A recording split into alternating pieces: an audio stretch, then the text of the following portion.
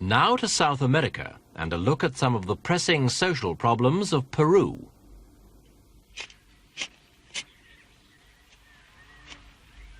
This is Secundino Velasquez, a young Peruvian farmer who works a small plot of land in the Urubamba Valley. His 80-year-old father helps with the back-breaking work, using tools that are unchanged since Inca times. The two men are typical of millions of peasants whose lives are gradually being changed by the most extensive land reform program in Latin America. Before the present military government seized power in 1968, Peru was largely a feudal society. Something like 2/3 of all cultivated land was owned by a mere 1,200 landlords, and for workers on the worst estates, life was little short of slavery.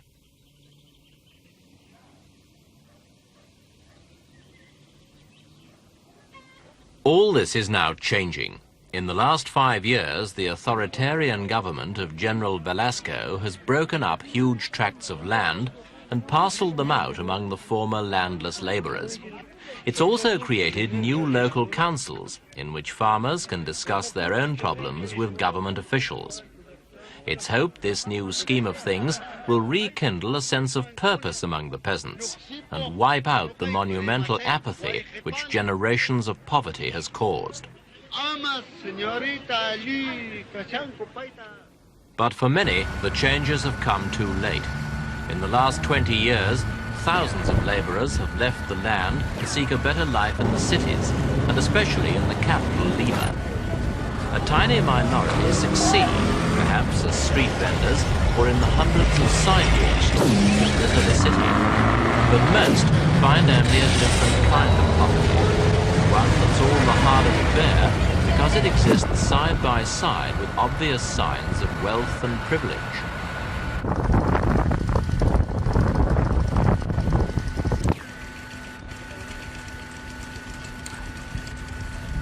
The immigrants from the countryside don't live in Lima, but outside it, in places like this. These are the squatter settlements, or barriadas, which ring the capital like monstrous growths. They accommodate, after a fashion, over 500,000 people. This one is called Villa El Salvador, and it's different from the rest because, believe it or not, it's supposed to be a new town, planned from scratch by the government.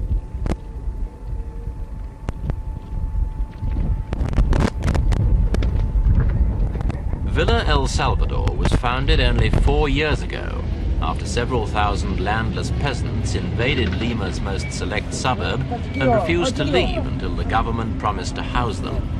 They were awarded 12 square kilometers of arid desert south of Lima, where it hadn't rained in living memory. A hastily drawn-up plan divided the city into 7 sectors with over 10,000 plots to the sector.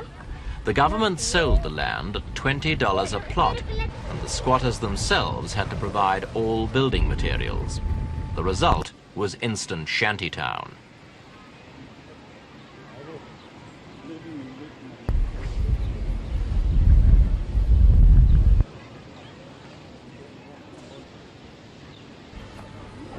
The town was supposed to have its own services, electricity, drainage, and properly surfaced roads.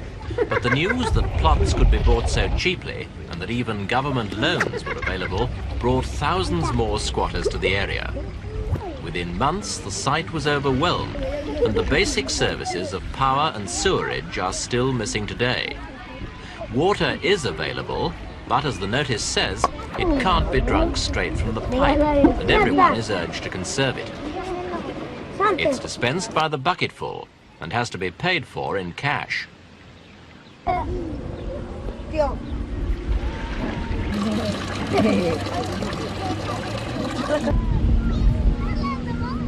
There's not much to do in Villa El Salvador, and not much to see either. Where the shacks end, the desert begins, not a shred of vegetation to be seen.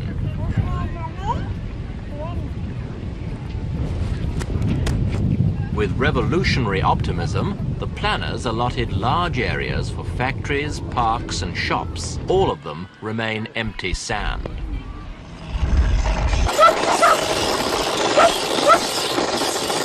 Such industry as exists here is usually the one-man business.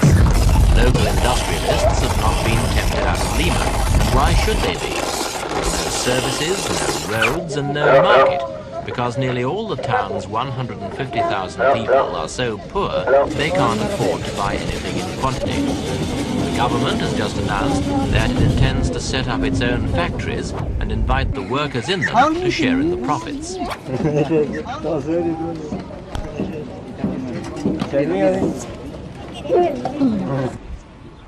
About the only organization that has done something for the community in the last 4 years is the local parish church. Boiling the water, they Pastor is scoop it out Father and drink Josef it. And that, of course, Waljewski. brings many We asked him disease. what the basic And problems also, were. the people here are not used to community life. They come from the jungle, from the mountains, and over there they live so far apart. There's no community life. So they don't have a concept of that community life here in Villa Salvador. And as a result, they throw the garbage wherever they find an empty space. And of course, this garbage brings flies, and the flies get into the homes and brings all kinds of diseases. One of our biggest problems here in Villa Salvador is the unemployment. There are approximately 65% of the people who are not employed. I mean, having regular employment. They might have a job, or not a job, you might say selling in the marketplace, making 2-3 pennies a day, but that's not a regular job. The people that do have work, they have to go to Lima. And of course, that's a transportation problem. You get up early in the morning, you find lines of people trying to get on that bus so that they can get to work on time. They start at work maybe about 8 o'clock. They start out here perhaps about 6 o'clock, 7 o'clock. They have to be on time to work. If they are not on time to work, they lose the entire day. So that's one of the problems. At least they're lucky they have work. But these other 65% of the people that don't have work is the biggest problem. And also the people are from the jungles and they're from the mountains, and they only know agriculture. And of course, you can't use that in here in Lima, Peru. You could use some of it, but not all. So the parish here has organized these workshops to teach the people how to work. The Artisan Center is Father Waljewski's proudest achievement. The money for it came from Archbishop Koenig of Vienna. It trains any young person who wants to learn a basic trade, usually in some branch of ironwork or carpentry. With unemployment bad in Lima, as well as in Villa El Salvador, those who can offer some sort of skill have a clear advantage. But this place is not just a workshop. It's also an important social center for the young people of the town.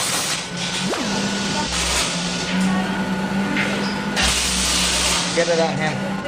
Women too are trained in needlework and dressmaking. One community service they provide is the making of school uniforms, which are compulsory for all schools in Peru. The girls here make them in the church workshop and sell them at cost. Go on.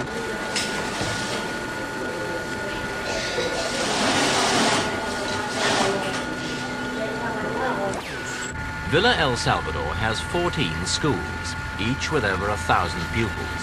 All except this one are now built of brick. Parents living in the city's first sector decided their official school was too small. So in their spare time, they put together odd bits of straw, tin sheeting and poles and made a second school. Like the official ones, it lacks virtually every basic amenity. The desks are rough planks of wood supported by pillars of broken bricks. There are no chairs, only stone slabs or more piles of bricks. The quality of teaching is poor because professional teachers from Lima refuse to work in such surroundings and with so few facilities. In fact, at this school, our camera crew had to pay for a new blackboard before they were allowed to film.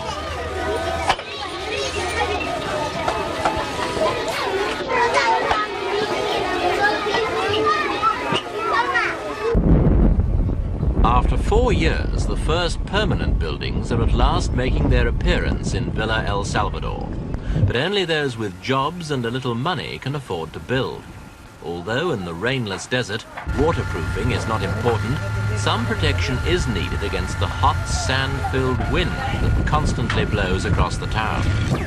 But despite all the problems, Father Joseph retains an unquenchable optimism about the future. The future, I think it's a bright future because of the fact that the people are a younger generation and they want to start life all over. They want to have a better life than maybe what their fathers had. These people really love their children and they want them to get a better education. And the people themselves, it's surprising, they have built their own schools.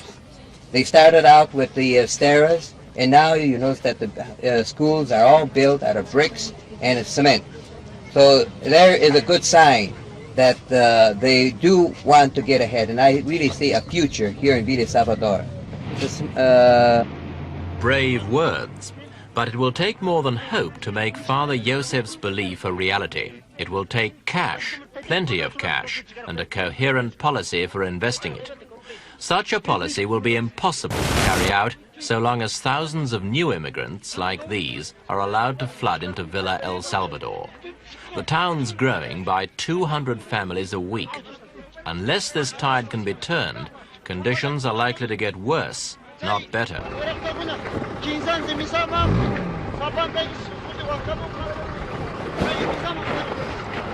It might be argued that for all its many faults, Villa El Salvador is a success of a sort. The people who founded it might only have exchanged one kind of poverty for another, but who can say that their children are worse off here than in the remote mountain villages where schools are unknown and where the only road leads to the same field their forebears have worked for generations? Peru's military rulers have already forced great changes in society and have, by and large, been supported by the people. But if they want their revolution to be preserved, they cannot afford to ignore the injustices and inadequacies of places like Villa El Salvador.